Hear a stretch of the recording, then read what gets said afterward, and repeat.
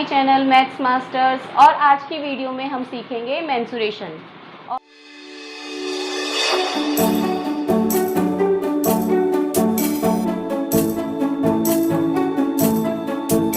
और उसके बाद मैं आपको बताऊंगी पैरामीटर और फिर पैरामीटर बेस्ड क्वेश्चन। ठीक है, तो सबसे पहले मैं आपको बताती हूँ what is mensuration. Mensuration means किसी चीज़ का मेज़रमेंट करना, उसको कैलकुलेट करना, इन सब चीज़ों से मिलकर बनता है मेंसुरेशन। ठीक है, अब मैं आपको बताती हूँ पेरीमीटर के बारे में।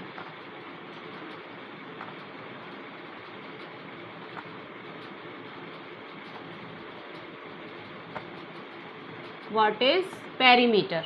ठीक है, तो पेरीमीटर क्या होता है, मैं आपको एक एग्जांपल के थ्रू बताती हूँ। What is perimeter. अब हम यहाँ पर एक पॉइंट हमने ले लिया ए, हम यहाँ से चले इस पॉइंट से और हमने ये डिस्टेंस कवर की, फिर ये डिस्टेंस कवर की, फिर ये डिस्टेंस कवर की और हम वापस इसी पॉइंट पर आ गए। तो ये जितनी भी हमने डिस्टेंस कवर की है ये कहलाती है हमारा पैरामीटर।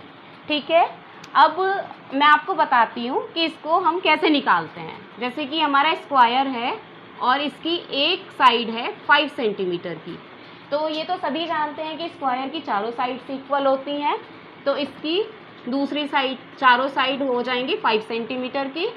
ओके, तो अब इसका पेरीमीटर हम कैसे निकालेंगे। पेरीमीटर इज इक्वल टू 5 ये वाली साइड प्लस दूसरी साइड प्लस तीसरी साइड प्लस फोर्थ साइड।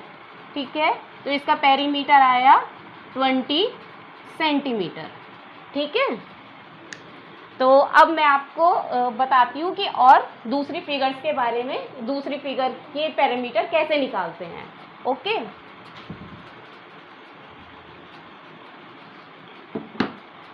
अब इस तरीके से हमें हर क्वेश्चन में इस तरीके से प्लस करने की ज़रूरत नहीं होती है, क्योंकि अलग अलग शेप्स के अलग अलग फॉर्मूलाज होते हैं।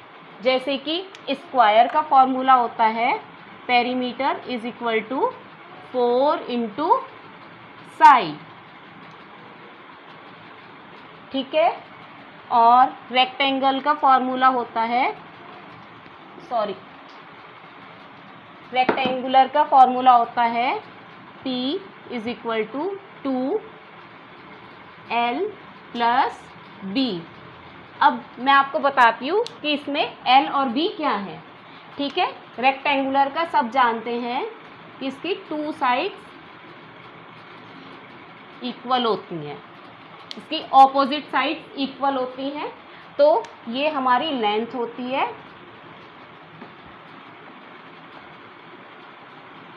और ये हमारी ब्रेड्थ होती है।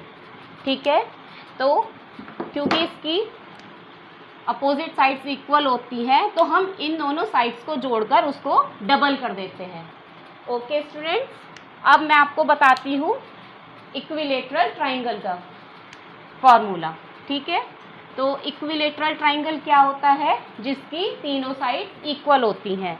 और इस बात का विशेष तौर पर ध्यान रखना है कि इक्विलेटरल ट्राइंगल का ही मैं फॉर्मूला बता रही हूँ, ये दूसरे ट्राइंगल्स में अप्लाई नहीं होगा। तो इक्विलेटरल ट्राइंगल का फॉर्मूला होता है 3 इंटू साइड, क्योंकि ट्राइंगल में 3 साइड होती हैं और वो तीनों इक्वल होती हैं, इसलिए उसका फॉर्मूला है 3 इंटू साइड। अब मैं आपको इससे बेस्ड क्वेश्चन बताऊंगी। हाँ, तो स्टूडेंट्स पेरीमीटर बेस्ड क्वेश्चन दो तरीके से आते हैं। जैसे कि हमें एक स्क्वायर की एक साइड दे दी और हमें उसका पेरीमीटर निकालना है।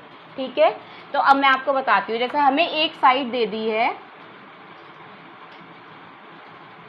6 सेंटीमीटर। ठीक है, और हमारा स्क्वायर का फॉर्मूला होता है perimeter is equal to 4 into side.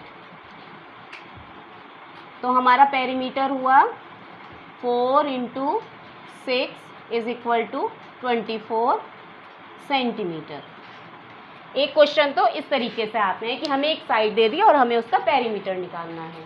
और कुछ क्वेश्चंस ऐसे आते हैं जिसमें कि हमें पेरीमीटर दिया हुआ होता है और हमें उसकी साइड निकालनी होती है। जैसे कि हमें किसी स्क्वायर का पेरीमीटर दे दिया है इन्होंने 36 सेंटीमीटर, ठीक है। अब हमें इसकी साइड निकालनी है, तो हम साइड कैसे निकालेंगे, हमें फॉर्मूला पता है, perimeter is equal to 4 into side, ठीक है। पेरीमीटर है हमारा 36, तो हम पेरीमीटर में की जगह पेरीमीटर का रख देंगे, फिर 4 इंटू साइड, ठीक है। अब हम साइड कैसे निकालेंगे, side is equal to 36 divided by 4। अब हमने यहाँ पे डिवाइड क्यों करा, क्योंकि यहाँ पर हमारा ये मल्टीप्लाई में था, इसलिए जब हम इसे दूसरी तरफ लेकर जाते हैं तो वो हमारा डिवाइड में हो जाता है। अब हम 4 से कैंसिल कर देंगे 36 को, 4 9 ज़ा 36, तो हमारी साइड आ गई 9 सेंटीमीटर। ओके, तो हाँ, तो स्टूडेंट्स आपको समझ आ गया होगा कि हम पेरीमीटर कैसे निकालते हैं, है ना। पेरीमीटर बेस्ड 2 टाइप से क्वेश्चन होते हैं, या तो साइड गिवन होती है या फिर पेरीमीटर गिवन होता है। तो अगर आपको मेरी ये वीडियो पसंद आई हो तो प्लीज़ लाइक, सब्सक्राइब और शेयर करें।